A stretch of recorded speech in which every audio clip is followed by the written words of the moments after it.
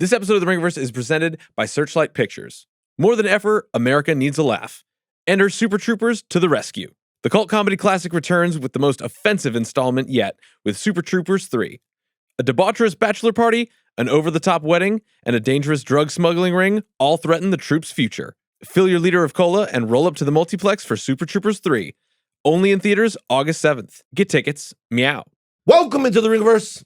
This is, of course, the Ringer's Nexus podcast feed for all things fandom. We are Steve, the architect Ahlman, the builder and tinkerer of things. Jomi, the explainer. Adeniran, you've got questions. He's got answers. Old man Van, he of the receding, resurgent hairline, co-baby Chuck, the 24-karat closer. Together we are known as the Midnight Boys. We'll be right back after this.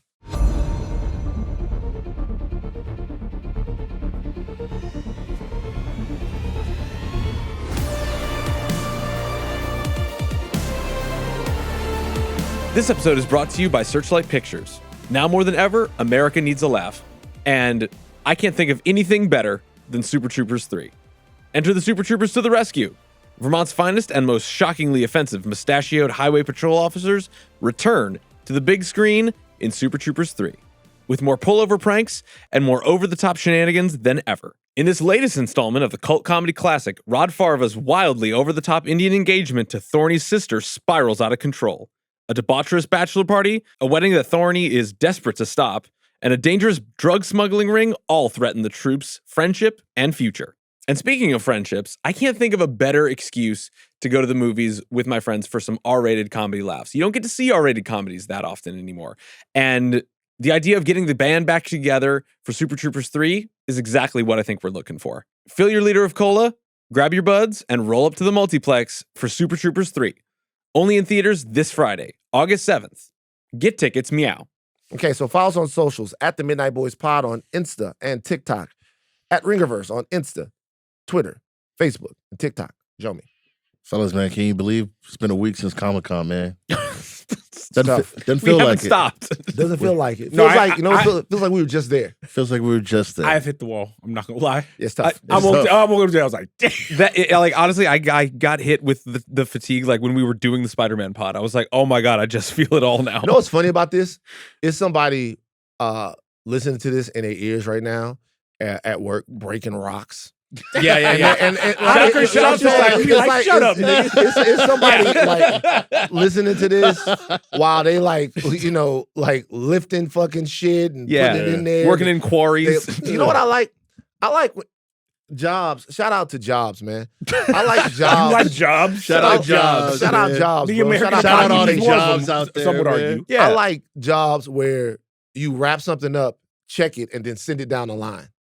I don't know why I like that. I'm sorry to get into stuff. I like jobs where you go the factory and you look at something Like those go, Amazon boxers. and you Like go, shout out to them because they need to be treated better. Where you Right. look at something and you go, and then somebody else checks it, and like I like a job where you look something over and you go, that's good to go. Oh, like the QC at the factory. Yeah, like Yeah, like that. yeah, yeah, No, yeah. I like the Instagram Inspections. videos when they did like is the one dude that's like pop, pop, pop, pop, pop, pop, pop, pop on the line. And everybody's like, Oh, look at him going crazy.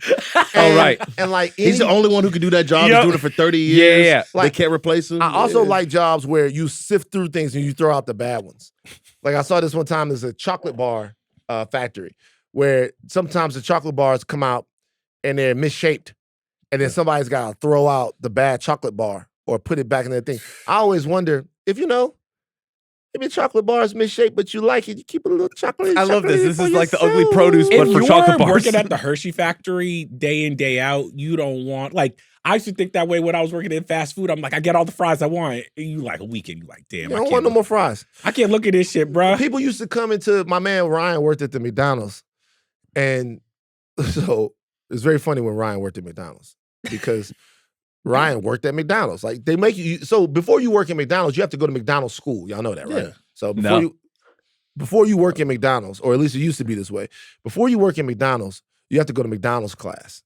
There was a place in Baton Rouge. I remember I dropped my sister off there. There was a place in Baton Rouge where you would go and you would take McDonald's courses before you worked at the McDonald's. They teach you about the lore of McDonald's, You have to learn like Ron McDonald's birthday and like Jesus. like Ron McDonald started varsity in like 1969 playing baseball. You have to learn all of these different things about Ronald McDonald, but you have to go to McDonald's school. It's like 3 days before they send you to McDonald's. My man went to McDonald's, and after McDonald's school, he was like, my man Ryan was like, I don't know, bro. He was like, what? He was like, they really care about McDonald's, man. I don't know if I'm gonna be able to do this. You know what I'm saying? They're talking about McDonald's quality control. Like, they're talking about, there was a class about like when McDonald's changed the way they fried the fries and all of this stuff. They're talking to all of this stuff. So some of it's cleanliness and all of that stuff that you need to learn. But like, he was like, man, I thought I was gonna go flip some burgers, make some bread. We go buy some video games. I don't know about this. So anyway, he first had skepticism then. Then when he first started working at McDonald's, they wanted to test his allegiance to McDonald's. So they Swear fealty. So they scheduled him Thursday, Friday, Saturday, Sunday, like a whole weekend. Okay. And I remember I told him, I was like, well, we're going to see Independence Day, nigga. And if you at McDonald's, that's on you. We're not waiting for you to go see, we're going to see Independence Day. If you working at McDonald's, when Independence Day come out, that's on you, nigga. Get the fries, and we're going to see Will Smith. And I remember he just looked at the guy, he goes, I'm not working. And the guy goes, you're on the schedule. You're going to work. He goes, I'm not working. I'm not coming in the whole weekend. So you need to find somebody else. And so he doesn't work. And I'm like, he's going to see Independence Day with us, right? And I'm like, bro, they're going to fucking fire you. Yeah. Like, you can't do that at no job. No job is going to put you on the schedule. At a fast food chain? At a fast food chain. Like you can't do that. And he's like, they're not going to fire me. What? He's like, nah, bro, they're not going to fire me. They found somebody else to cover it. I'm going to go back in there Monday. I'm like, are you on the schedule Monday? He's like, I'm normally on the schedule Monday, so I'm just going to go in there like regular. That's insane. So he goes in there. Oh, my God. He goes in there, and the dude is there. And he walks, he said, I walked in, and the first thing I noticed was that my name was like crossed off the schedule. They didn't call him. They wanted him to come in and get fired from McDonald's in person. This is the McDonald's at the corner of Burbank and Lee hell no. in Baton Rouge, right? Like, they wanted him to come in and see that he was fired. Hilarious. So he goes That's in great. and he sees his name crossed off on the schedule, and the guy goes, well, you said you wouldn't work the weekend, so unfortunately, this is what we had to do. Now, it was a standoff because that guy wanted Ryan to ask for his job back. But Ryan was too proud. So if he would have asked for his job back, then he would have gotten it. He probably would have gotten it. Okay. But Ryan was too proud to ask for his job back. So he was fired. I thought this was, I was like, yeah, don't fucking like beg these motherfucking clowns and McDonald's for your job back. Yeah, Don't you're beg better no than fucking them. clown for your job back. But my man Chris was pissed. At Ryan? Yep. I understand. No more McNuggets. Right. Well, he got We lost was the plug. plugged with the McNuggets. But to bring the story full circle, But y'all wasn't real friends where you're like, if he's the McNuggets plug, we go see Independence Day without you, but we'll roll back on your day off. this is we'll too see valuable. you twice. I mean, this is my very best friend in the world, like since first grade. I just let him know, if you think I'm about to miss out on the opening weekend of Independence Day because you got scheduled on the Friday, Saturday, I can't do it. You got to make some sacrifice. He's hooking y'all He's up got on a the problem with side. peer pressure, though. Nah, That's that just to bring it back. So Chris was pissed off that we got no more McNuggets. Because this is what we was going crazy on the McNuggets. We going there, we get the 20-piece McNuggets. Ryan put 40 fucking McNuggets in the thing. Like, we going nuts on the McNuggets. He was we going lucky y'all win. He was crazy lucky on the y'all McNuggets. win. You could go to We all like- the some- Independence Day screenings. Sometimes we go get fries, and he wouldn't even put the fries in the carton. He just take a bag, double bag that bitch, and just fill the bag with fries. Jesus. We riding around Baton Rouge Crazy. with fries, crazy in the fucking car, no Rolling air conditioning, deep. sweating, bag full of fries, and the fucking just crazy. And Ryan goes, bruh, you understand that I'm never gonna eat another McNugget again in my entire life, right? He was like, in 3 months of working at McDonald's, because he was only every day of 3 months, right? In 3 months, I've had all the McDonald's I'm ever going to need forever. And since that time, Ryan Davenport has not eaten from McDonald's. Wow. It only took 3 months of working there. and almost missing Independence Day. Actually missing Independence Day. Right. For him to never, ever, ever like to fuck with McDonald's ever again. He doesn't eat there anymore. That's real crap. So like to me, I always thought like y'all thought. Like nigga, I'm gonna wake up, have a Big Mac for breakfast. Right. Or for lunch. I mean, there's a certain youth that can do that. All of that, yeah. But it took 3 months for him to never. It took one summer at Applebee's, never again. That 2 for $20. Applebee's. You don't want to eat Applebee's? No, Applebee's is delicious. Nigga, I saw it. They got prisoners. What's 2 for $20? Niggas. Nah, I saw too much. 2 for $20 is a sentence. That's what it is. What? Prisoners is crazy. Come on, man. Prisoners is dark. crazy. Come on, man. Chili's, all of these places, man. Nah, you never gonna get me off Shout Chili's, out to Jobs. Yeah, we supposed to go to Chili's a long time ago. First time you see them bring out, you're like, oh, I'll order a soup. You see a brick of frozen soup. They just pop that bitch in the microwave and like, pop the fucking steak in the microwave. I'm like, I don't care. Well, the steak in the microwave, that's tough. The steak goes in the microwave? I've seen some meats go and then they just do a nice sear. That's not what you want, man. That's not what you want. That's not what you want. You want fresh stuff, but you know.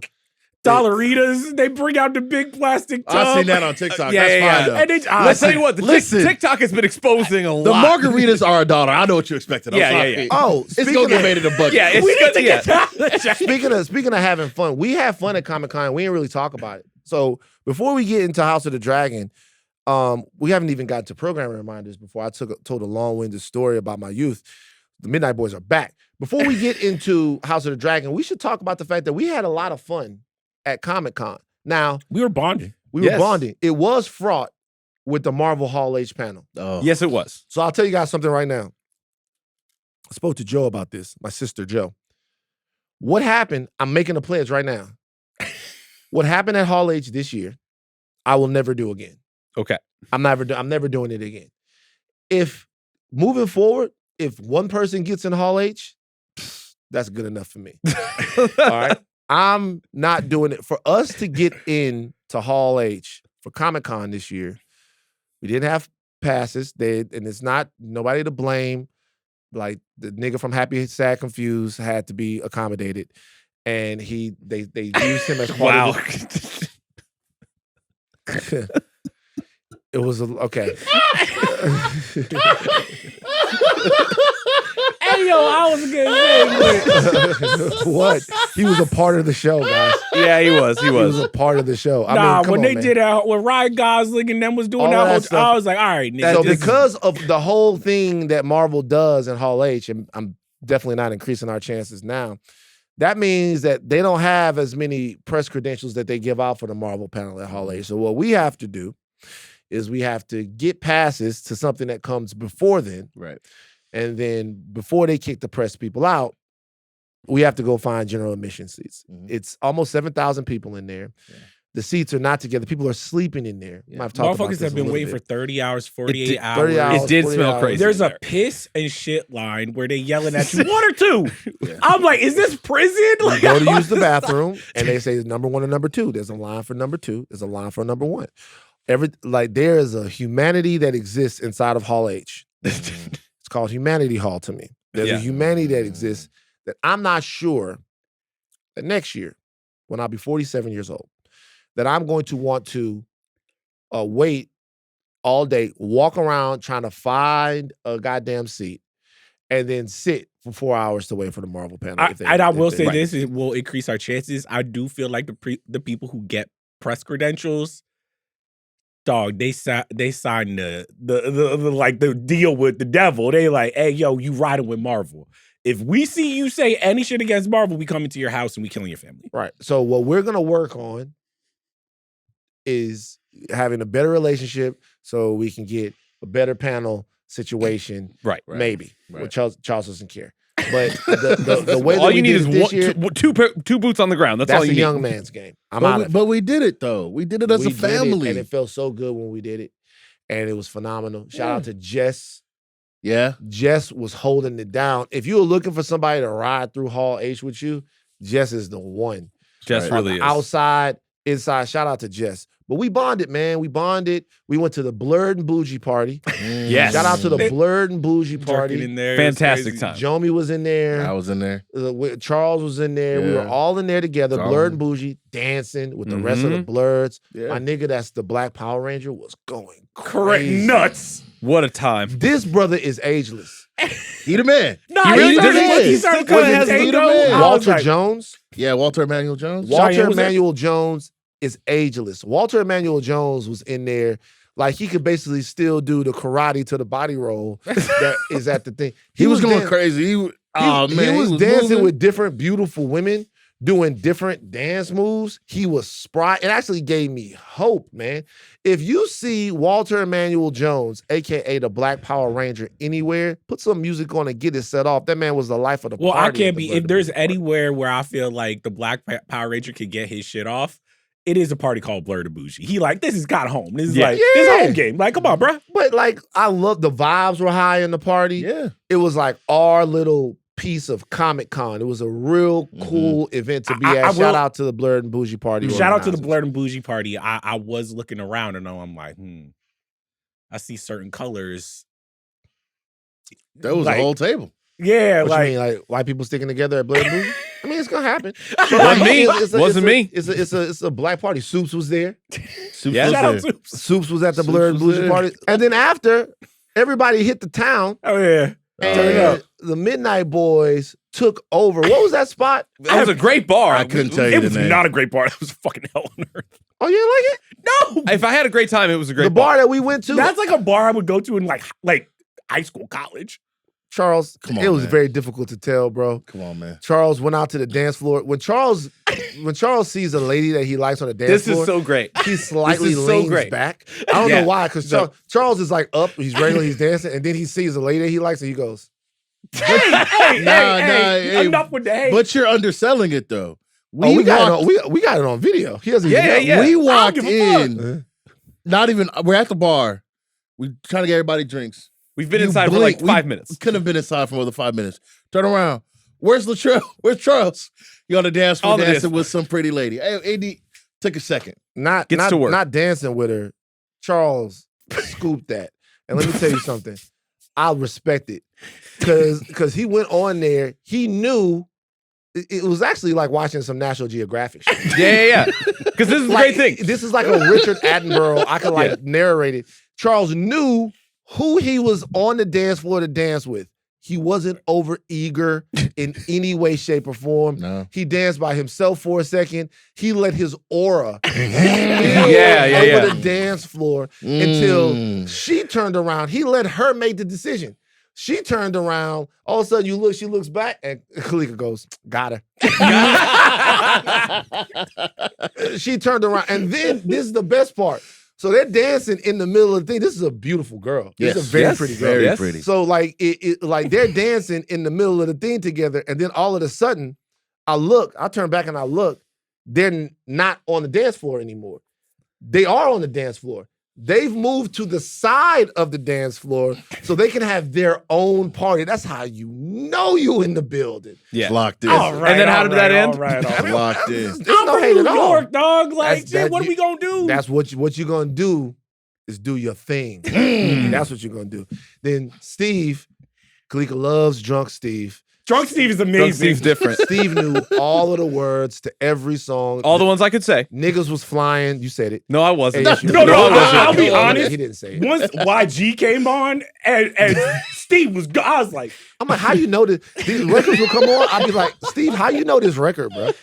Like, what It's is like, it's like I'm like the Manchurian Candidate. I'm just activated when it comes on. like, and Oh, so, man. and then Jomi the drink buyer came out as well. Yeah. Jomi tough. was going from place to place around the bar, talking to different full groups of women. oh, I Yes. know. like Yeah. not No, one Joey waved me. girl. He's like, Joey's it's what their you call- birthday. And I'm like, It's like Jomi's all like, right. hey, it's their bachelorette party. I'm Joey's like, what you call a volume I'm like, shooter. Johnny, slow down. He's like, no, it's bachelor party. I'm buying drinks for all of them.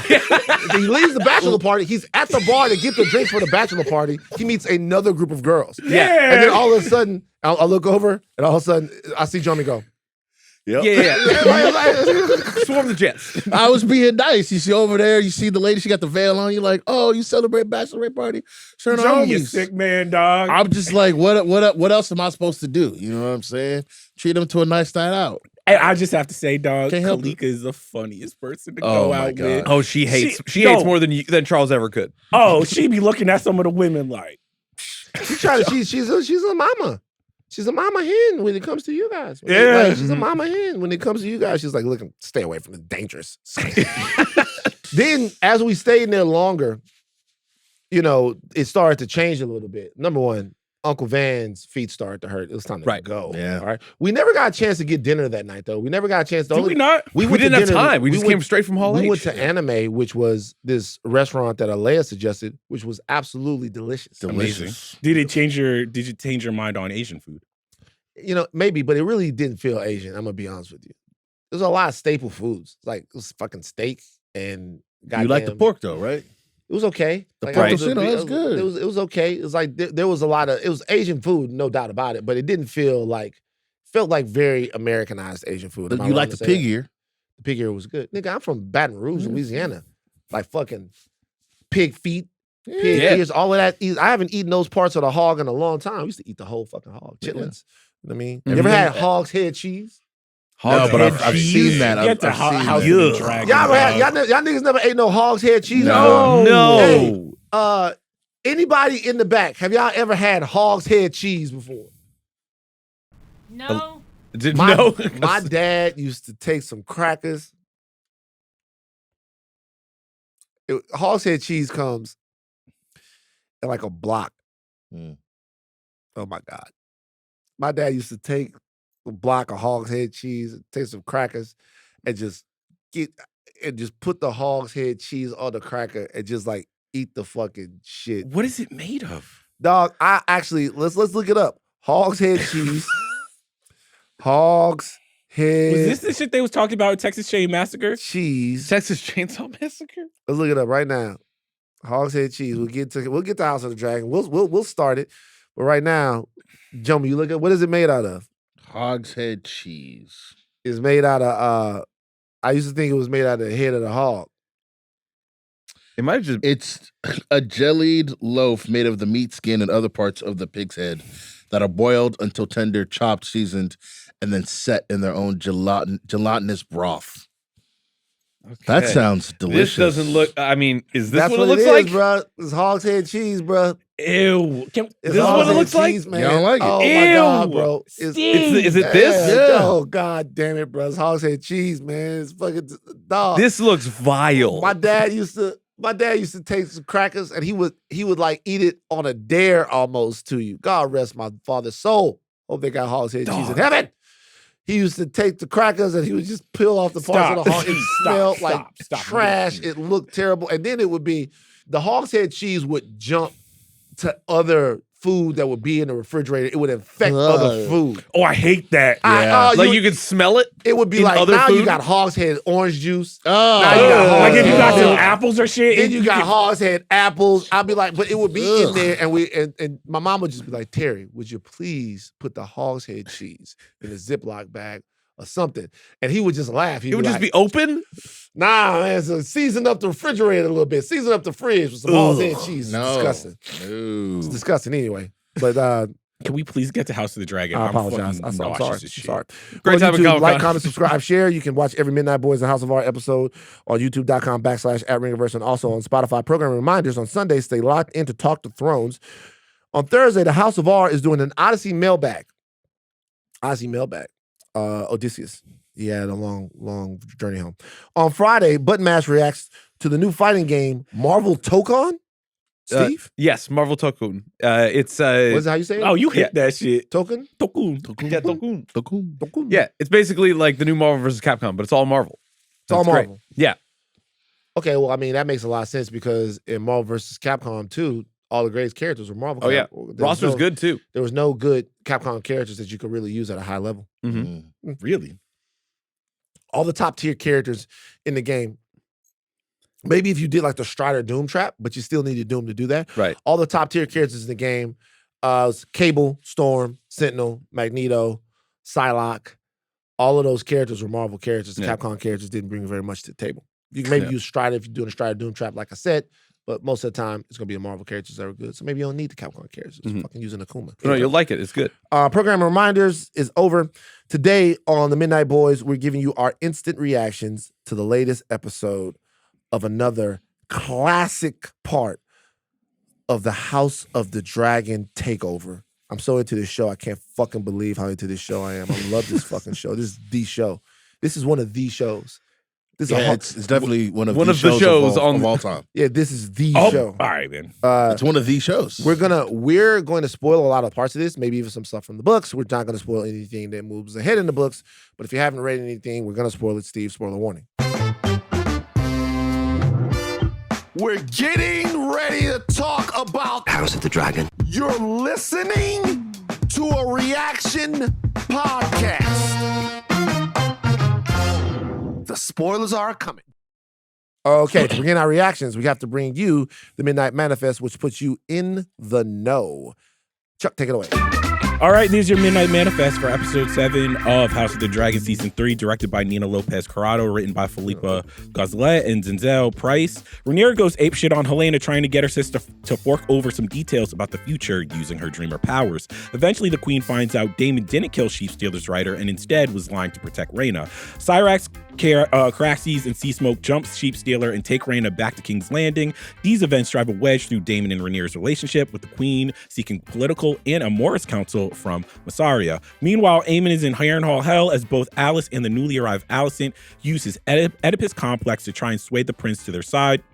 Aemon kills the assassin that Rhaenyra sent to kill him, lightly imprisons his mother, and admits to Alicent that he tried to kill his brother on purpose. This ends in Alicent trying to poison her own son's spiced wine. Fortunately, Aegon gets a small win when zombie Sunfire returns to him and burns the forces that are trying to take him back to King's Landing, and Ormond solidifies his side of the impending battle by sending Corlys' finger back to the Blacks while flipping Ulf to his side. That has been your Midnight Manifest for House of the Dragon. Throwing it back to you, Van. What do you think of this episode? Fantastic. A lot of things. I loved it. You liked it? Loved it. I'm in. I'm all the way in. I think a lot of things in this episode came to a head. Obviously, you had the Daemon situation, Sheepstealer Dragon battle. You had Alicent in Harrenhal. A lot of that stuff. Disgusting. We'll get to it. And then you just had like a lot of things with Rhaenyra just being made truthful. Like the actual status of her rule is becoming evident to her. And that is interesting. When you start to look at the way this season was set up, it was kind of a season where everyone had these thoughts and these thoughts weren't real or accurate. They were living in a fantasy world. They didn't know all of the information. I think this episode is an episode that gets you to characters actually understanding what the reality of their situation is. And you can see the narrative payoff and how much you're invested into each character kind of facing their truth. What about you? I like these characters and I like the situations they're in. This, to me, as the season has gone on, has felt like just a lot of shit is happening in terms of, perfect example, we were kind of making the joke. All right, you have this bargaining chip with Alicent, Rhaenyra does. You send her off with this assassination plot. And throughout the episode, Rhaenyra's like, what's happening with Harrenhal? What's happening with Alicent? And Aemon just goes, pop, all right, you're my prisoner now. And it just happened so fast. And matter of fact, you're like, I do get the point of this show is that like no one is really fit to rule and you're kind of dealing with idiots. But there were a lot of moments in this episode where I was like, is this really how it's gonna happen? Even like Aemon makes a joke at one point. He's like, yeah, my mom makes a lot of fucking plans. Like that shit don't be working out. And I'm like, hey, at least you're saying it. So it's not that this episode was bad. You can see a lot of the stitching. You can see a lot of them just trying to get shit to happen so we can get, even like the Ulf thing. We had known that Ulf was going to flip sides, but Ulf doesn't show up until like the end of the episode, and it's kind of like, oh, here's the big reveal. He's finally flipped side to Ormond. I was like, I wanted a couple more scenes of just like, all right, how did he meet Ormond? Like how long have they been working together? Some of it felt a little rushed. What about you guys? I like the episode. I think I do have a question about the Orman thing, in terms of he has been very one of the first things we learn about him, is that he hates the dragons. Dragons are gross. Dragons are smelly.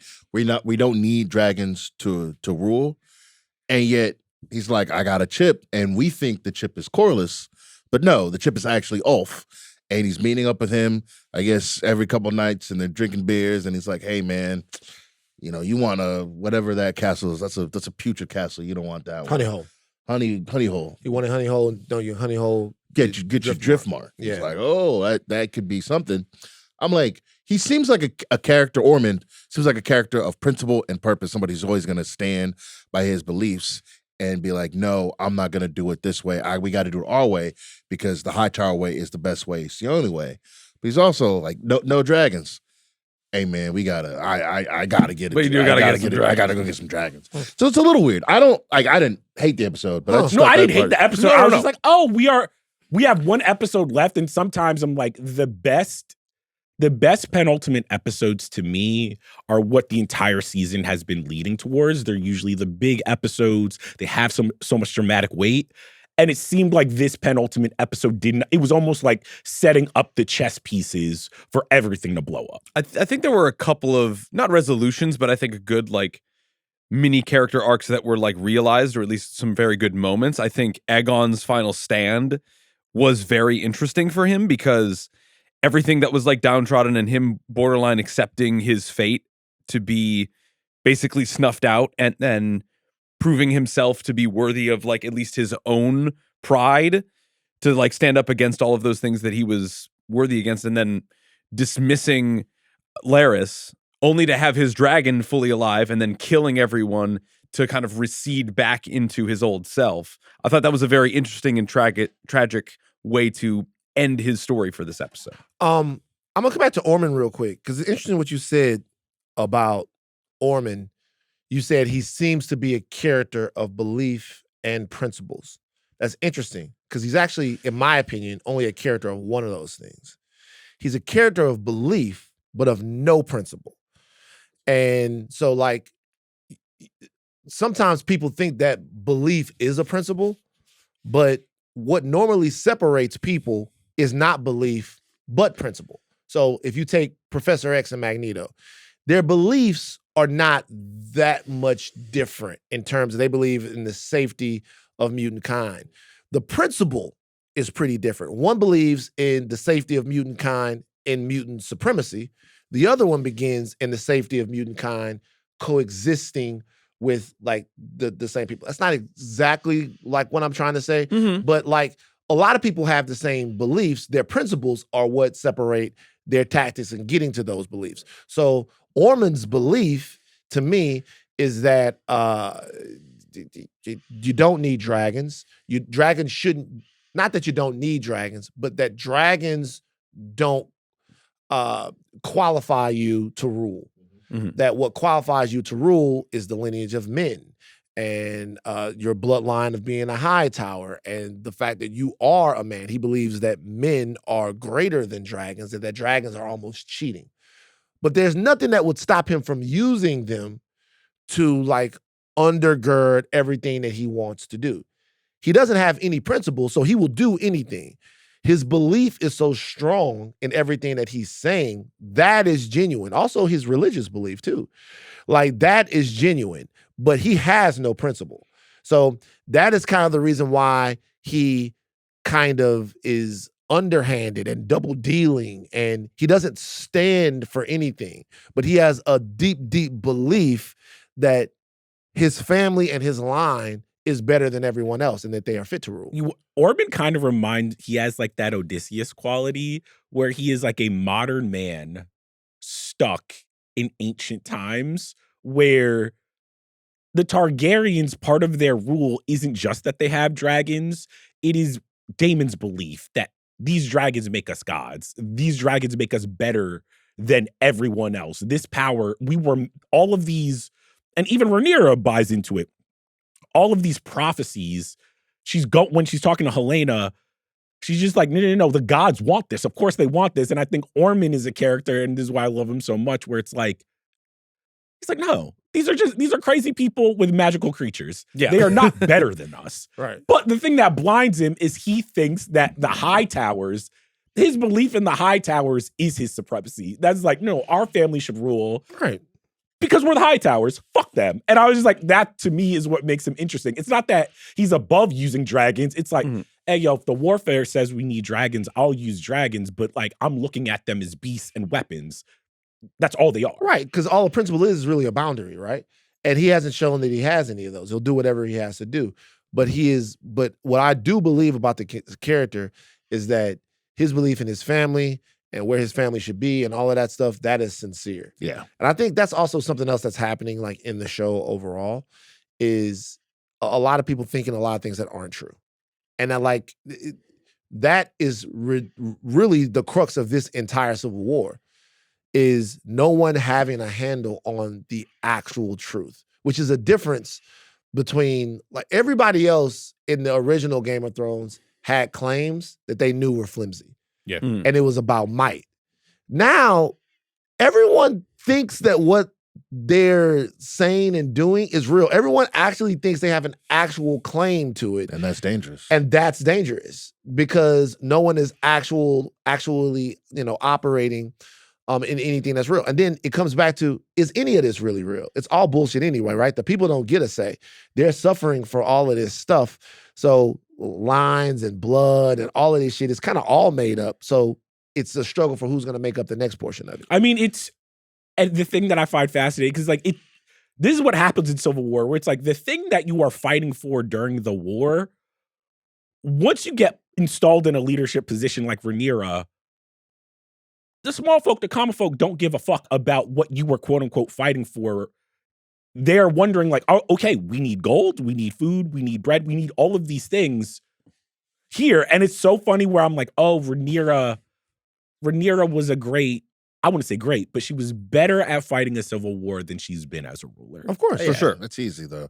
I feel like a lot of stuff that we've been like projecting about Rhaenyra or like thinking like where is she going to end up near the end of the season, we see in this episode, right? One of the first scenes with Helena, she's like, the gods want me to rule, right? Like that's her sister, she's been kinder to her than pretty much like everybody else in that Hightower Targaryen family. And in that moment, she kind of loses it, not even a little bit, a lot. She's grabbing her. She's like, yo, what did they tell about me?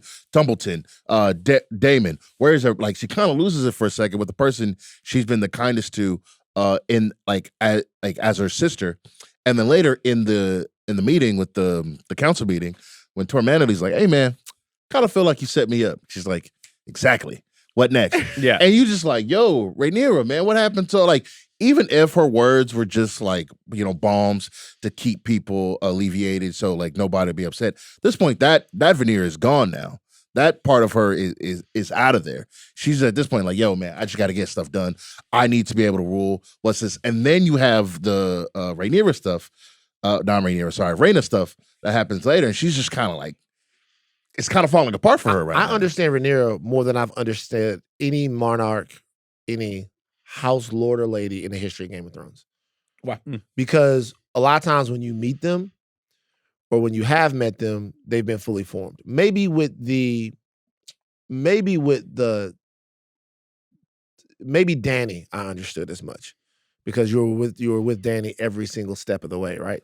But even like when you first meet Dany, she has all of these ideas of what it is to be a Targaryen that were really put in her head by her brother and other people, to where she still learns kind of on the fly about even what she means in this world. It's all like lore. Rhaenyra, you get to see how the kingdom actually works through her inability to rise to the occasion of being a monarch. She can't be good enough. She can't be bad enough. She can't be powerful enough. She can't be weak enough. She can't be anything enough to be this. And it's driving her crazy. Mm-hmm. And like, so by the time you get to the end of this, she's talking about all the things she's trying to do without doing anything. And you think about other kings, not just in this, like a king really only needs to do like one thing well. Some kings are good at warfare. Some kings are beloved. Some kings, but very few monarchs, period, are good at all of the things, and she's trying to be all of that, and she's not succeeding in anything. I mean, even the scene at the end where her and Mysaria sleep together, it's this scene where, and it's been happening with Rhaenyra throughout the season, where she wants someone to tell her that not only was this worth it, but like, this is my birthright. You're doing a good job. This was meant for you. She wants the thing that I'm like, you're never going to get. That is a very, like, we still deal with it with celebrities. There's that video going around of like Elon Musk with the reporter. And she's like, people hate you. And you can see in his face, it is a very celebrity thing where it's like, oh, you can't buy the one thing that you want. Which is people's love and respect and adoration. That's something you have to earn. Like, good leaders in this world, we judge you by how well you're leading, not it was your destiny or it was the prophecy that you should be here. Who gives a fuck about that? And the process doesn't matter. Yeah. Right. Like, it really doesn't matter what you had to sacrifice or what you had to change. Like, that just doesn't put stakes in the refrigerator. So, like, for her, she wants to do things, but she also wants to be seen as a good person. Yep. And that's just during a war, during a civil war, where she usurped power. But also, there's still an intense privilege there. Yeah. Like an intense privilege to where she believes that she is anointed and placed and that light has shone upon her. And it's with every single scene in the show, she moves further and further away from this. To where at the end of it, she just wants something to make her feel good, like Halle Berry Monsters Ball. Remember that? I'll never forget it. Yes. But yeah, so I think seeing Corlys again, my man lost his finger. Tough break. Nah, for but him. I respect Corlys. He was sitting there like, hey, yo, put me back to my cell. cell. He wasn't going outside. I'm not drinking on wine. That was so funny. He's like, nah, I'm good. I want with that, man. And then, it's just everybody. This was kind of the episode of Rude Awakening, Steve.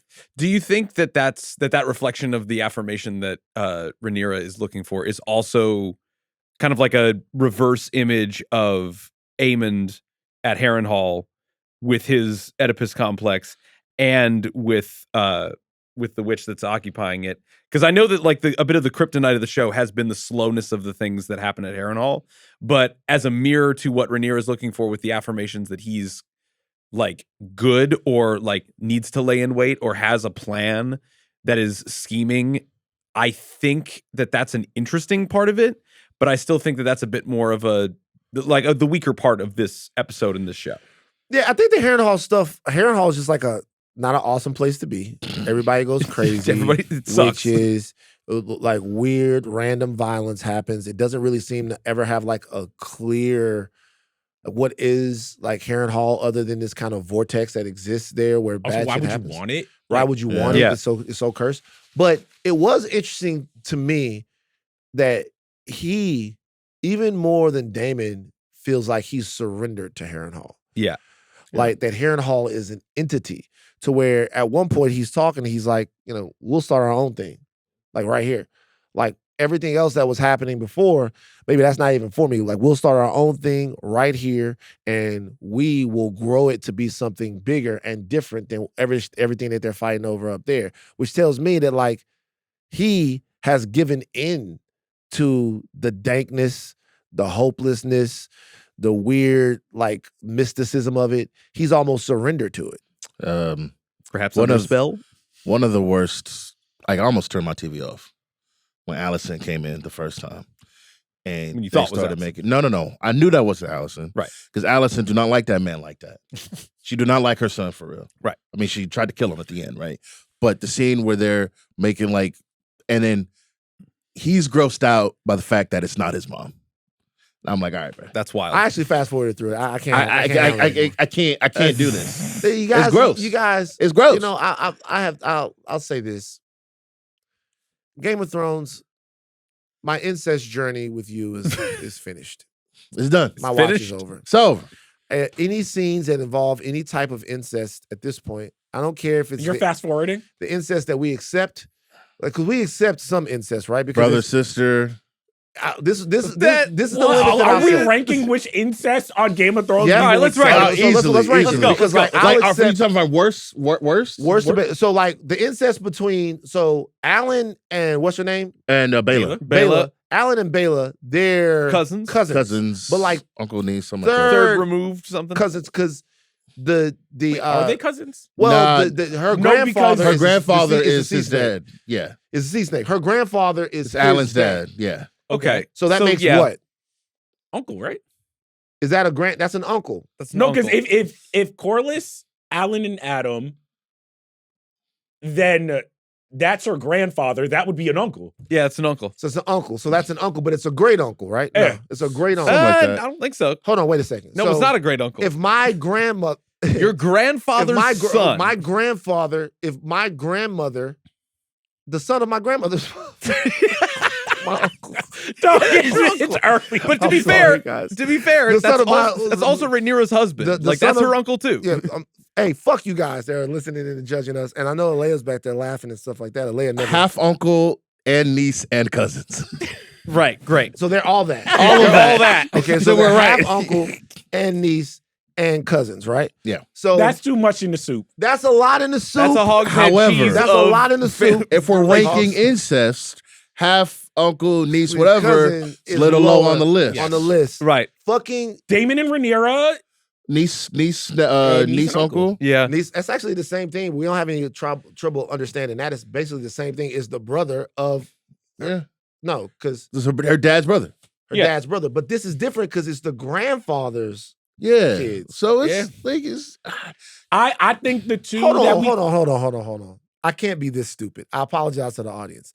So, well, wait a second. Break it down. I'm sorry, Break it guys. down. Damon is the uncle, Rhaenyra is his niece. Yes, Yes. Damon, Right. but Damon is her father's brother, Yeah. uncle, Straight up Mhm. uncle. Yes. straight up uncle, Straight uncle. straight uncle. straight uncle. Okay, But you have to think But my- Bela is his kid. but okay. Oh, So Bela is Damon's child. Right. Bela is Damon's child, Yeah. Yes. and then, but Bela is So Adam and Alan would be the great uncle because they But are who- the sons of the of course. grandfather. Yes. Right. Okay. Now, before we move on, because it comes through the mom there. Right. Yeah. Okay. That's it. Yeah. All right. So, We're there. but it's different, but it's the same. Right. Yes. Well, there's a generation removed. There's a generation removed. So he's great uncle. That's what I said before. Yeah. I don't understand any of this stuff, by the way. Yeah, he's right. All right. None of this is good. But that though is different still. I'm trying to give shoot some bad. So here's what I'll say: brother and sister is nasty. Aegon, Helena, nasty. nothing's okay. So these are the levels of nasty to me. The first level of nasty, I'm sorry, Mom, mother kid, and son, that's kid, rough. Father and daughter. that's nasty. I'm out. All That's nasty. the I'm out. first. That's first degree nasty. Yeah. incest. That's tier number incest. one. Yeah. Second degree nasty. Second overall. Siblings. Second overall. Siblings. That's second degree Especially if you nasty. grew Yeah. up. It's nasty no matter what. But if you Oh. grew up with these No, people, I don't it's like it. nasty. Oh, I don't, Chuck. I don't like it. No, That's I'm with a him. hell of a caveat. Nah, no. No, Yeah, you grew look, bad, but if we're If all you bad. grew up calling the same people mom and dad, it's over. I want to see it. So No. if it's a long lost situation, then it's not as nasty. hey, it happens in the world where people didn't realize. He's like, they oh, was no, the that's your nasty- brother. Sons of bitches. Okay. Nah, man. All right. So what's third degree? Third degree would be Alan and Yeah. Bela? Alan and Bela. I mean, that's the same thing. I would say third degree would be Rhaenyra and Damon because they been knew they was related. nah, They that's been- third degree. That's Yeah, third yeah, degree. yeah. That's third degree because third degree. Alan not even in the family for he 'Cause he just knew got it was here. his but he's little still girl. C-Sank's son. He It's the did, same thing with that. but like, Yeah. yeah, but they didn't grow up together. You know what Nah, I'm saying? It's a little- Damon saw Supergirl. Like he was with Millie Yeah, Alcott. yeah, yeah, You yeah. disgusting. Yeah. Nasty nigga. So let me ask you this: are we then saying that we're giving a pass to Alan and Bela? This is not for me to Do decide. they get a pass? Why not? You can. decide. can- This if has I'm gonna nothing be to do with honest, black. No. This has nothing to do with black. We We are had letting- this last show where we're We like, are is this letting inclusion? our 2026 brains We cloud too, our judgment. we too woke. You know what We I'm are too saying? woke Where for it's this. like with Adam, Alan, and Bela, I wouldn't do this now. But if I was back then, I'd be like, okay, I can see it. Tough. Hey, if I'm coming from the mud, nothing, I see like a cute young sister, got the name, we can inherit like Driftmark did it. Like, come on. But Yeah. she's your niece. We didn't grow up together. This caveat is very We concerning. did not grow up. This is a concerning. She is your dad's great niece. Granddaughter. But you have to think, but think about the tiers we just listed, right? It's on the bottom tier. on the out, It's on the bottom tier. It's on the out. It's not. It's still incest, but it's on the outskirts. It's the manslaughter of incest. No, Right, if yeah. I'm being real though, you got to think about this as well. Like back in this time, they didn't have any like DNA testing, so like you might be fucking a common folk that might be your cousin. You don't know. That could, because a lot of these people have like some kings had like 100 bastards. Yeah. So you never know. However, that's not what we're talking about. That's a nice little kind of little. They're deflection blameless in that. in that situation, but it is interesting. Okay, So cool. if you had a fine, like let's say you were back then and you had a fine aunt that you didn't grow up with, like. But like, what kind of aunt though? So are you talking about an aunt Like that's your sister's sister, like my sister, or your mom's sister? Nah, come on, man. But like she's in another kingdom. She rolls up. Dog. She got Can't do it. Ani That's got the a bottom fatty line. on her. Can't Like, There's no other women with fatties in Westeros that aren't related to me. She the only woman with the fat butt. Come on, man. yeah, Let's have some pride. but that's Let's a stand lady. That she's a lady. She got some riches. Well, Why are you if trying we're to sell him related- on this? I'm If just we're saying. related, that means You I'm guys in are the same lying when you want to family. think about it. Hey, man, I'm gonna be real with you. I don't know what's going on this morning. I don't know if I didn't take the animal pack, but I still cannot rap because my grandmother's. Wait a second. You can't see, you're a Hold on, visual hold on, learner. wait, He's a wait, visual wait. learner. He's got to see So, the chart. gotta He's get the got to see the baseball chart. whiteboard. Wait a second. My grandmother's son Right. would be, rest in peace, my Uncle David. We got to green screen the math. So going my through that. grandmother's son would be my Uncle David or Uncle Hal, Yes. right? But this is different though, because I know what's fucking me up. It's not the same family. He has two families. Yeah, he's got two families. That's what's fucking me up. Right. What's fucking me up is because the white lady is his wife. Yes. And- Rainice. Yes. Yes. So what's fucking me up is the two different. That's what's fucking me up. It's the same thing, but it's a half. Like you guys said. Okay. So that's what's fucking me up. That shit happened a lot. Oh, yeah. It happened in the South. Nigga, I got halfies all over. Nigga, half what? Like Glenn Davis is like my half cousin. It's half You cousin. know you related. The teacher was like, you related to this person. Yeah. So yeah, it's tough. Okay, cool. So that's what's fucking me up, the half, because I'm trying to think, because if not for the half, then that would also be very, very close. It would be the same thing. Oh yeah. Yeah. Okay. So but we giving them a pass. In the world, real world, no. In the world of Game of Thrones, way back. It's nothing. It's light work. Yeah, it's like Let's stay on these incest niggas. Now, Wait, can we bring this back to the show real quick? That's what we're about to talk about. Adam Allen. That's what we're. Go. You got it. No, I was just like, because it was it was Bela and Allen, right? Yeah, that kissed. Yes. And then she told Adam, thinking like, "Hey, yo, your Oh, brother." so you talked to him. And he was like, "Oh, He's like, word, what?" like, But you got to remember, I don't know if it was 2 episodes or 1 episode ago, where he was like, "Yeah, man, like it'd be cool, to be Go out on an there. adventure. With you. You got to rest. You know what I'm saying? You got to be out there, and then maybe we could hang out sometimes. I don't know. I'm just saying." And she brushed that off. Then the next episode, she's in there with Alan. They having a good time. She like, "Yo, I'm here. It's been crazy. I might as well." it's a foul card. It's a yellow card on a play For who? for Bela. Oh no. Nah, I think so. I what? think she keeping it real. What's that? Because one of the brothers is super awkward. You know what I'm saying? So he did not tell his brother. Like you got to hit him on the side. Be like, Hey, you hey, got to hey, keep. hey. Oh, she said she got to keep it. She got to keep it P. I don't She think. be like, hey, yo, tell your brother. I think I don't know if she. I can't really put that jacket on her. Yeah, I can't. Because really, the moment that she had a chance to talk about it, She was ready to talk her about it. face lit up. Yeah. She was like, so he's told you, and I'm like, oh, she's shit. actually if we Hey. keeping it a bean, What? that's on Adam. I don't know if but who knows? Has anyone professed their love though? Has he gone to his brother and been like, yo, I love her? And has Alan gone to him and been like, yo, I love her? There's I don't no think, shot Alan. No, there's no I way know he that did he that. has- we so know they- Al. Come on, bro. but no, bro, I don't think that that's fair to Oh no, it's not all on Bela. If I'm being real too, Adam, come on, bro. How does Adam you being a know? little bit Adam, upset. I don't Adam think- doesn't know about his brother. I'm not saying Adam he's doesn't supposed to know about his Yeah. brother. I don't Nobody think they know knows about really each other, anything. which is why when these niggas end up killing each other or something like that, it's going to be so tragic because this is all happening so organic.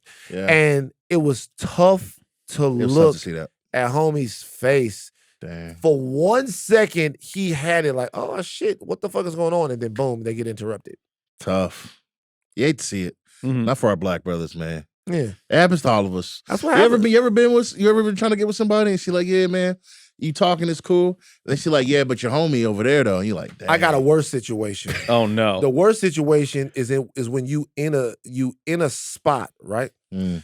Oh, this happened on a show that I love called Crisscross. Okay.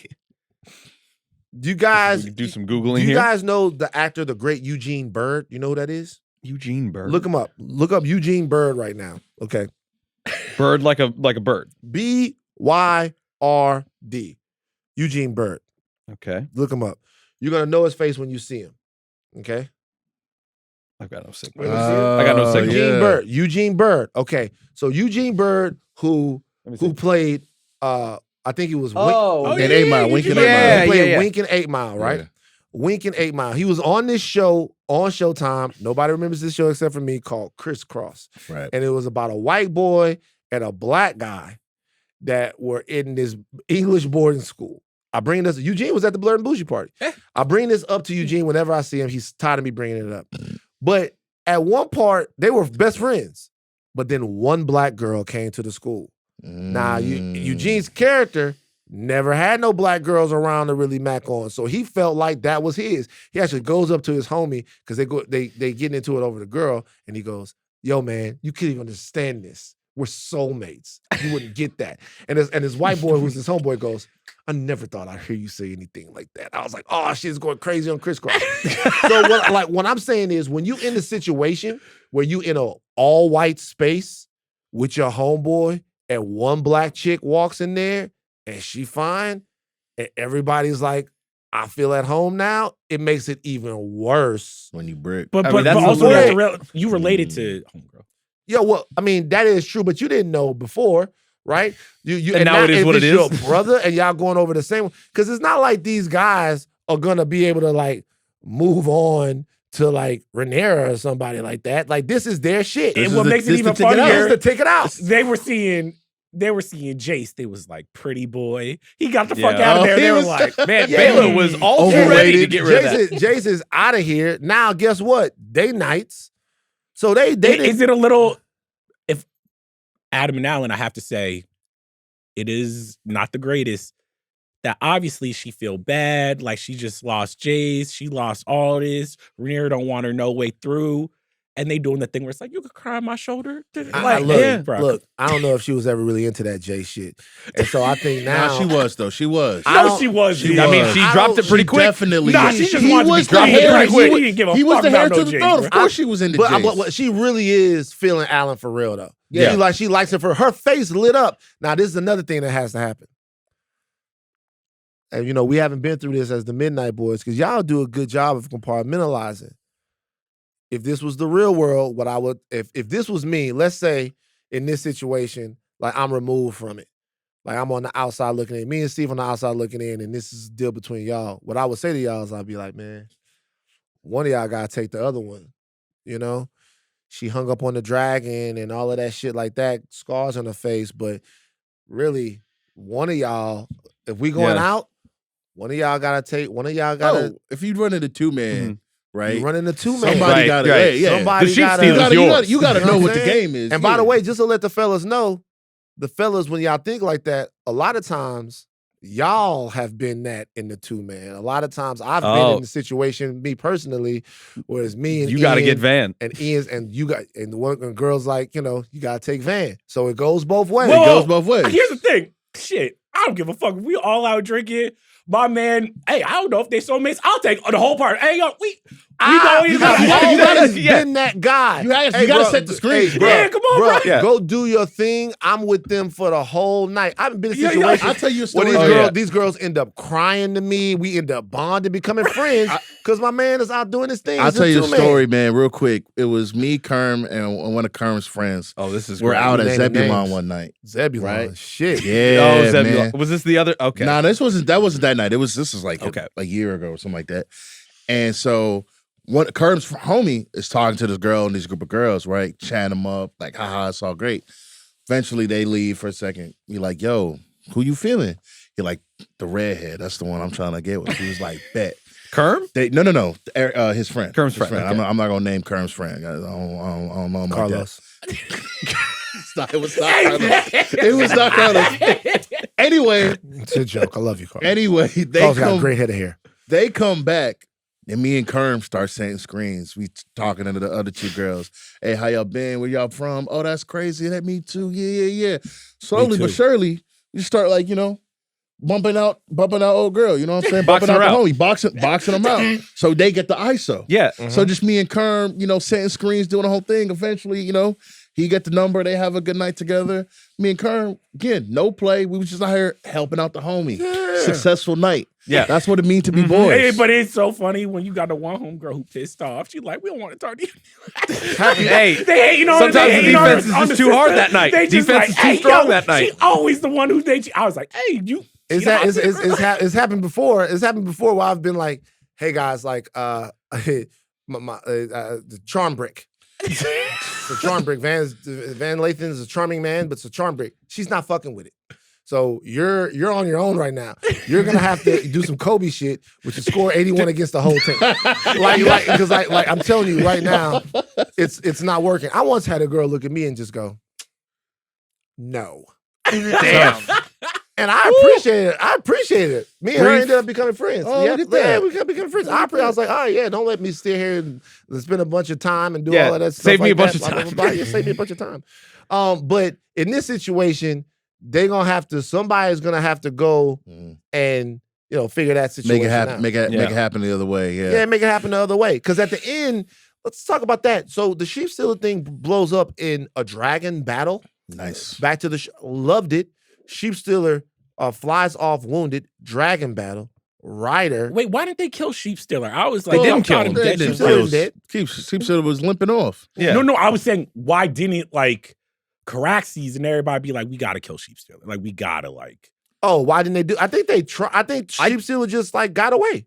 No, I think I read that as hesitance on Daemon's part because he actually felt bad of taking away her dragon from her. Interesting. So you felt like Daemon spared sheep stealer. Yeah. I don't know. The way I read it was that sheep stealer just was able to kind of be wily enough to kind of get away. Well, because he's knocked off of Caraxes, and then there's a little scuffle, and then he's kind of barely watching, but then Caraxes clearly is looking after Daemon and protecting him, but then he just watches sheep stealer go off. I think if he really cared, he'd have pursued sheep stealer. I mean, he might have been able to pursue, but I think there was probably a lot of other stuff happening right there. But to your point, I mean, maybe I read it. I mean, but also what was so interesting. I'm like, that battle shows you because what is the name of Rhaenyra's dragon? Syrax. You're like, Syrax was getting fucked. I was like, oh shit. When these dragons battle, there is a calculation of we might have to let sheep stealer a complete size mismatch first and foremost. Syrax not big enough to hang with the big dogs like Caraxes, like sheep stealer, not even sea smoke really. So Syrax, hey man, you got to know your role. This is not the time. This is not the place for you to be acting like this. Rhaenyra almost lost her dragon off some nonsense. Yes. Yeah, stop bucking up and getting out of and speaking out the side of your neck and shit like that. Play a little dragon's role, nigga. I would say though, man, I thought the fight was excellent. I loved it. Caraxes and sheep stealer got real beef, bro. Oh, they got no, God. Caraxes flew before the fight started. They're all like, hey, what you want? Sit down. I was like, what God. You trying to do? But also, why did Daemon? This is when I get a little bit all right, this is where the show can get dumb. When Daemon gets off his dragon and starts walking the sheep stealer, and sheep stealer is about to burn him to a crisp. I'm like, dog, get the fuck back on the dragon. Why are you why is anybody dismounting? They're all trying to take Rhaena back. I was like, no. You mean they shouldn't have had that meeting in the middle of a field talking to each other? Yeah. What do you do with Rhaena? Rhaena was given first of all, why hasn't Rhaena yet said, or maybe she will say, maybe we haven't gotten here yet, hey, I didn't kill Jace on purposely. I can't control sheep stealer. It seems as if that. Well, she told him that. She was like, he doesn't listen to me. But at that point, I don't think it. Again, she got fucking legitimately she's got cuts all over her face that demonstrate that her dragon is too wild to be tamed and to obey. It seems as if, and this happens in the show sometimes, it seems as if maybe Rhaenyra would not listen to this. But I don't think she would. Maybe she wouldn't. But it seems as if you could say, hey, by the way, there's actually no reason for me to have killed your son on purpose. I was trying to help and the dragon won't listen to me. Maybe she doesn't want to say that because she doesn't want them to kill Sheep Stealer. Maybe that's a part of it. But it seems like at some point she would make that case. Maybe she'll make it next episode. Well, she wants to appeal to her good graces by at least like avenging some of that and going off and killing. Yeah, she's trying. Either I kill Vhagar and I make up for some of it, or I die and I make up for all of it. Yeah. It's bad math, also, but I'm going to be real. That's a suicide mission. Obviously. I'm like, what are you going to do against Vhagar? Obviously. It's the most obvious thing in the world. Like, again, talk about knowing your roles. Yo, you've known this dragon for what, like 2 weeks? He hasn't listened to you once. How about you listen to your dad, who said, go off, stay hidden, don't worry about it, and let the big dogs handle business. But now you want to get involved. Now, not only you lose your dragon, you back at King's Landing, so far away from your dragon, now everybody looking at you crazy. She's obviously dealing with some mental health issues. Yeah.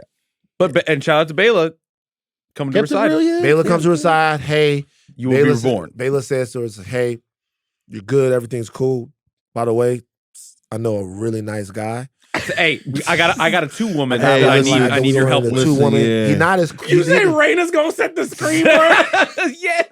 Yeah, she's like, he don't look as good as the bald one. Let's just be honest with you. Yeah, like, so Alan, I'm holding it down. Hey, with but your hair busted. Hey, his hair, but like, is the whole nine. That's so sick. So, can we, really quick, while we're on this, can we calculate who are the people that Rhaenyra needs to kill in that castle? Because the list is getting very long. The list is endless. It's Helaena and whether Helena's going to have a son or not.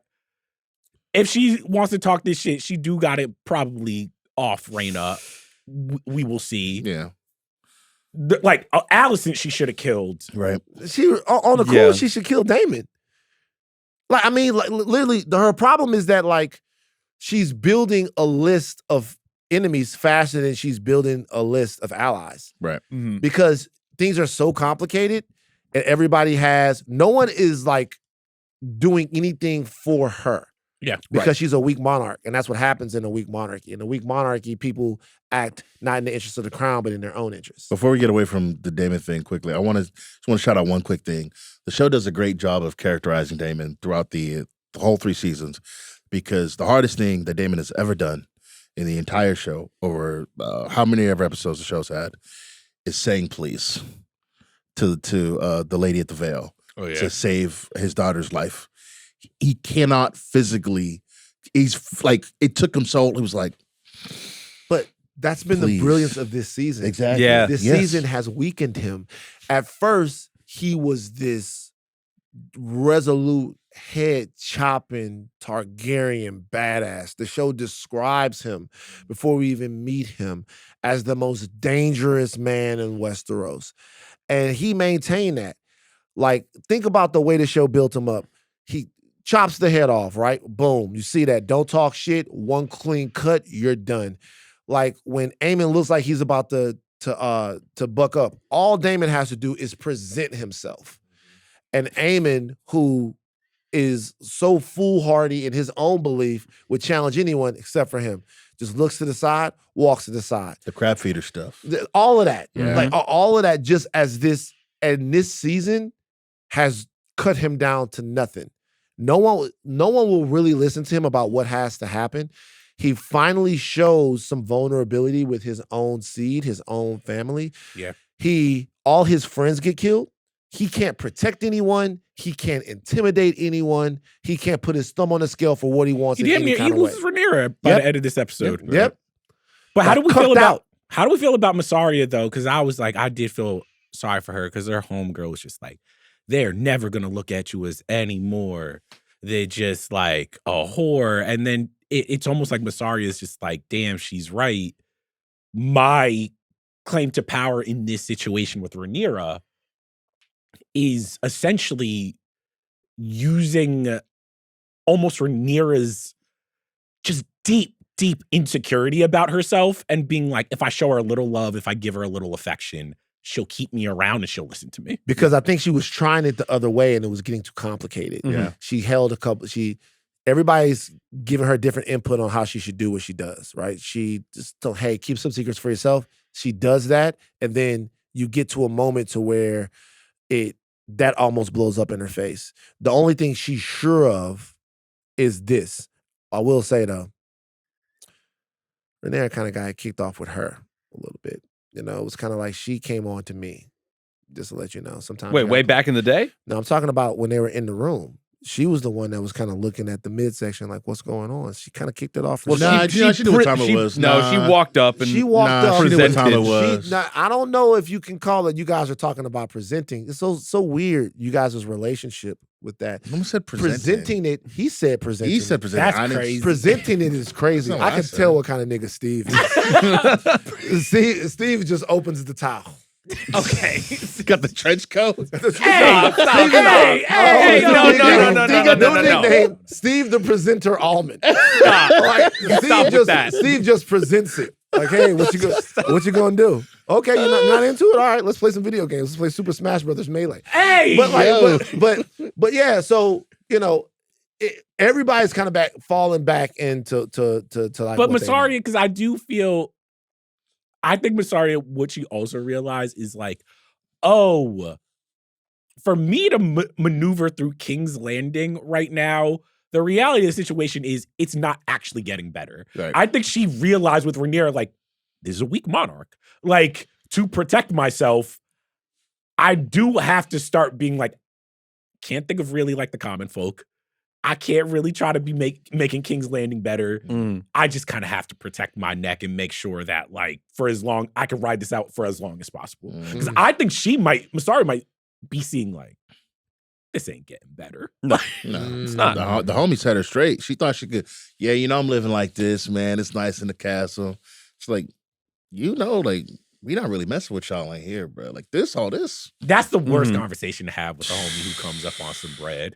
Like, it's like, look at all this, look at all my friends. And you like, tough. No, fake. Like, come on, bro. Like, yeah. Anything we leave out?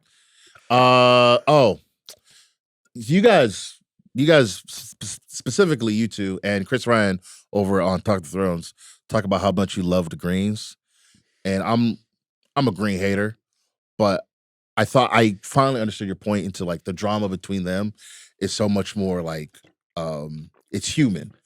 We get that in the scene with Alicent and Aemond in the castle when Aemond's in the middle. It's got Alicent to his right and Alice to his left. And they're having a family argument where he's like, yeah, man, me and my girl, we trying to figure something out. And the mom's like, nah, we're not really trying to do that. And then like it's like a push and pull between the mom and the wife per se. And then the next scene is Alice being like, yo, man, your mom tripping, bro. Come on. Yeah. Your mom tripping, man. It's supposed to be us. He's surrounded by two MILFs. He's overloaded. He doesn't know what to do. And he tried to reach for both. Completely lost it. I'm like, oh, now I need to see what you guys are saying. The Greens have been like, they've not been uninteresting to me, but that was like, that's the most human thing I've ever Alice seen. Right. Tripping by using the witchcraft to be in Alicent. Like, she was tripping a little bit, but that's what she knows what she has to do. She's a witch. Witches know. I mean, she tried that with Daemon too. It was just so funny how much Aemon looked, how overwhelmed he seems by the situation sometimes. Yeah. He's still very adept at killing people, but at the end, just Alice is so fucking like, it's like, what an idiot. Literally, when he collapses.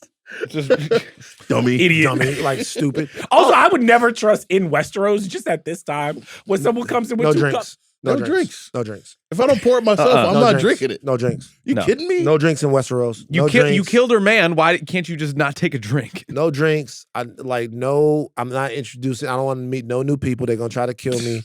Like no drinks. No new friends. And it was like, just quick. Just gotta make sure. You gotta make sure I can't fucking Sorry, meet no Mom. strangers. But he's also funny because he's like, damn, any single time somebody new comes through here and all, they try to kill me. I already know what's up. Oh, for real? But I mean, he didn't. How would you suspect your mom is trying to kill you? Right? To be fair to him. However, this show, it's not funny, but it is funny because Alicent was in there like, yeah, man, she'll try to get the sword. And then she tried to grab the what do you call it? The dagger. Yeah. She not built for it. She can't do it. She can't do it. She gotta do the sneaky thing. And you said this earlier. You mentioned what's his name? Aemon said about his mom to Alice. Mom's got a lot of ideas. None of them work out. Tough. That's how it goes. Aegon. We haven't talked much about him. We have to talk about this. Sunfire. Long in the dying. Zombie face. Zombie fire. Like I like how they matched. They matched. What a fantastic shot to end the episode. Yeah. Great. He finally announces himself as king, and it felt like he believed it. He was ready to die and ready to go out. He found his courage. There's certain characters in all of mythology that find their courage like at the end of their life. Like they have like one last stand and then they go out and whatever. It seems like he found that, like he's actually getting to know himself through some hardship. He needed some hardship. And then his boy comes back and they twinning. They got the Two-Face. The Two-Face is fucked up.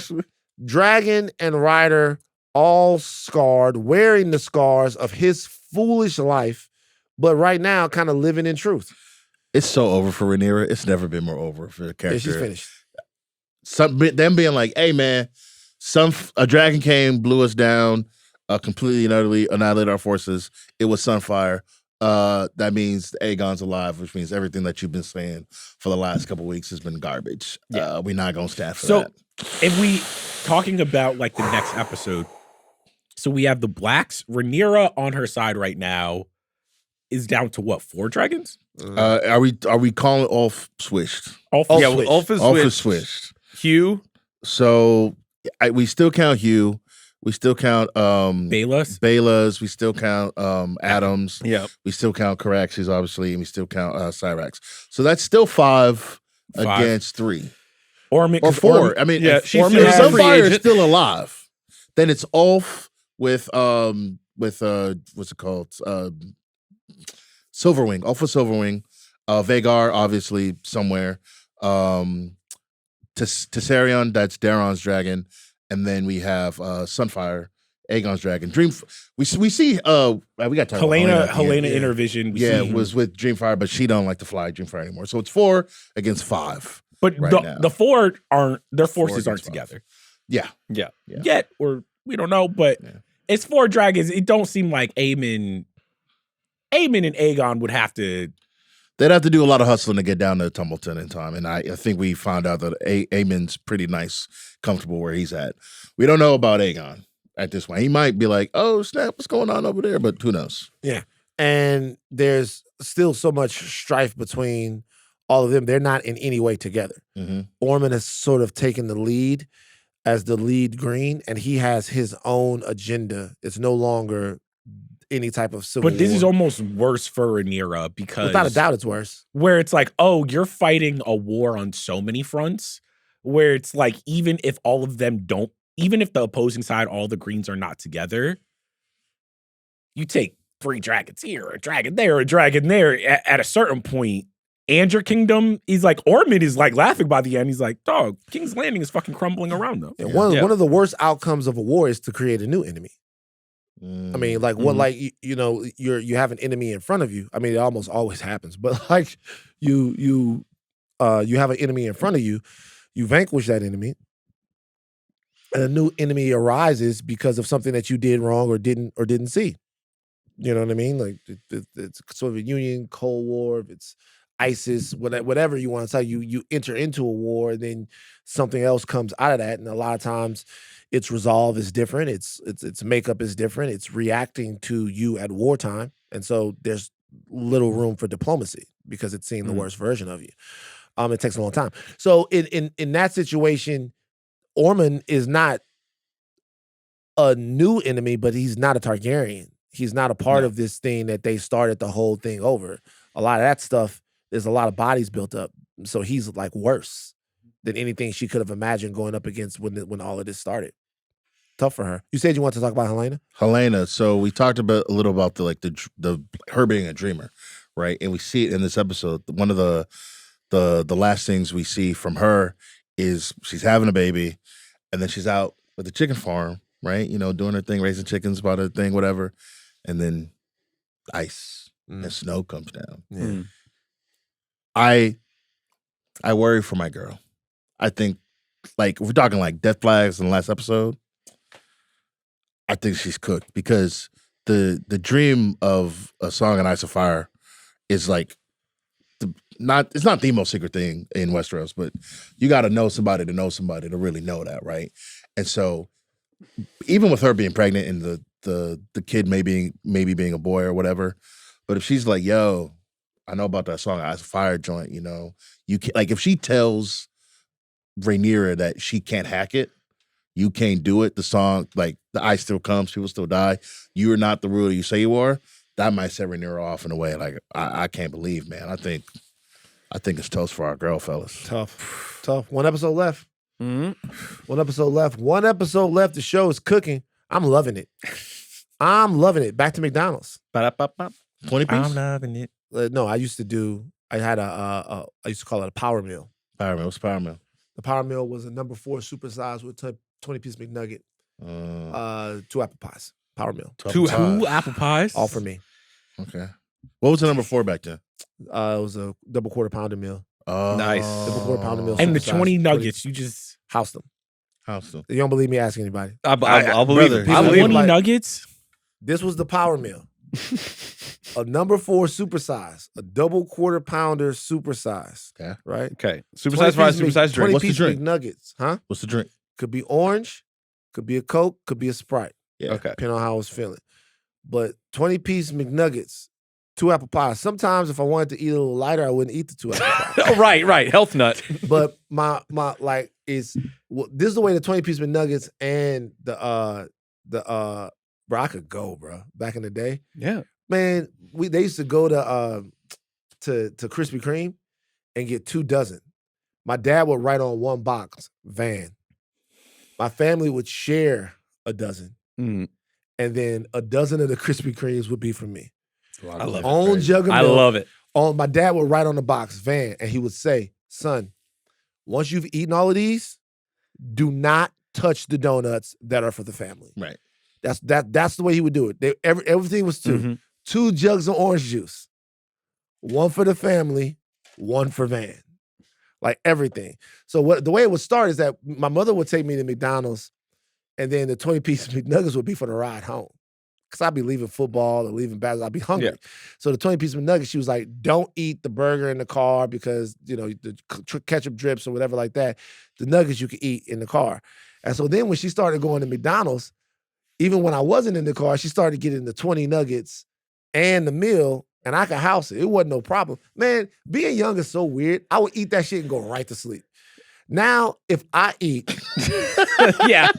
at 6, I have to go to sleep at 9:30 or 10 o'clock. Like, I can't do it. I will not sleep if I eat too close to. But I used to just house that shit going crazy. What's y'all McDonald's order? What was yours?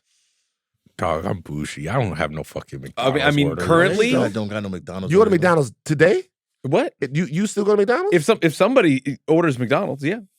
Oh shit! Okay, shout out. I to don't me. frequent McDonald's it. is I don't- only like would only in college be my like I'm fucked up right now. There's nothing. I'll just do a quarter Right. pounder, just like a medium fry. I was fucking with it. Quarter for a pounder, while. 2 McDoubles.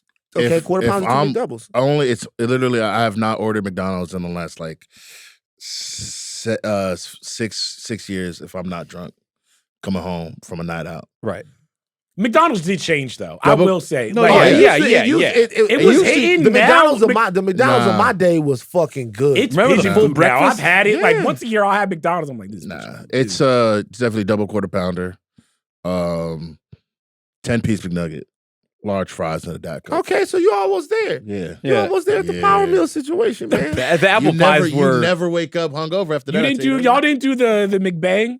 What's that? Oh, in high school, yeah, the McGangbang when it was actually $1. Yeah. You get the crispy chicken and the double cheese. It's basically for $2, you pull up the whole can dollar get- menu. brother.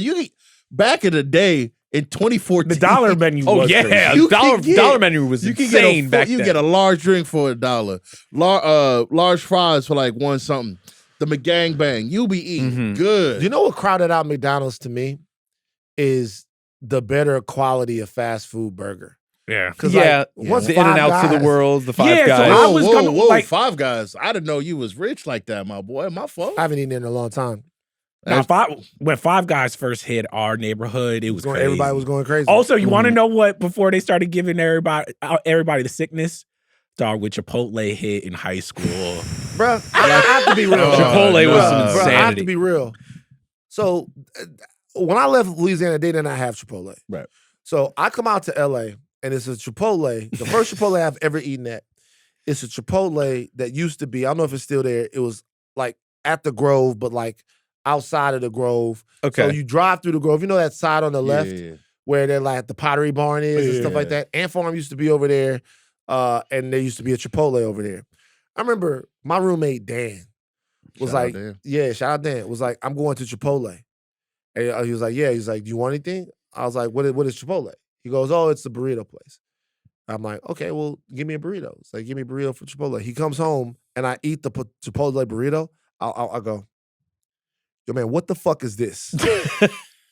And he was like, "It's good, right?" I'm like, "This rice tastes like lemony." Lemony, the cilantro. Yeah. He was like, yeah. He was like, and I started going crazy on Chipotle. Yeah. The Chipotle then is different than the Chipotle now. No, the Yeah, first OG version of Chipotle. Chipotle we got, I was like, Bro, $7.99 for the burrito or after the high bowl. school, all the friends we was all going to Chipotle. And they weren't stingy about the protein. Like, Bro, you ask for a second scoop and they give it to you. You go there, you get the bowl, the rice, the whole thing, the chips and the guac. Chipotle was holding a nigga down. Now sometimes I just eat it for the nostalgia, but it's not the same. It got stepped on. It got, because then other shit started popping up because I would like go on vacation. I'm like, hey, what's this Qdoba situation? This not really Chipotle. Oh, Qdoba was, man, I like we didn't Qdoba. do Qdoba. I'll tell you what, Kava though. Kava's like took Oh all yeah, the Kava Chipotle hit corners. the streets. Yeah, low key, not Took bad all either. of Chipotle's corners. I'll tell you something though. You know what's still good?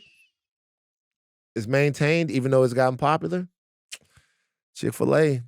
Oh, Chick-fil-A never led. Made with Yeah, hate. yeah. And then the last one I'll say, dog, when we got the first Shake Shack. It was Hell good. Wow. I Hell love Shake no. Shack. In and out all the way, baby. All right, that's some LA shit. We still got to hit I'm Century there, City bro. one of these days and get the movie and Shake Shack combo. We have to. We didn't do that before. We didn't. We said we were going to. We didn't do it. Yeah. All right, stay tapped in to Talk to Thrones every Sunday, every Monday. The Midnight Boys give you their House of the Dragon reactions. Our producers today are Aleya Zenieris, Jacob Cornett, Devon Baroldi, Jomi Adeniran on socials, hashtag Jomi Dragonfight, and additional production from Arjuna, Ramgopowell. Chuck, take us out. Hot D is almost over. Rhaenyra is trying her best. And in Westeros, there are levels to the incest.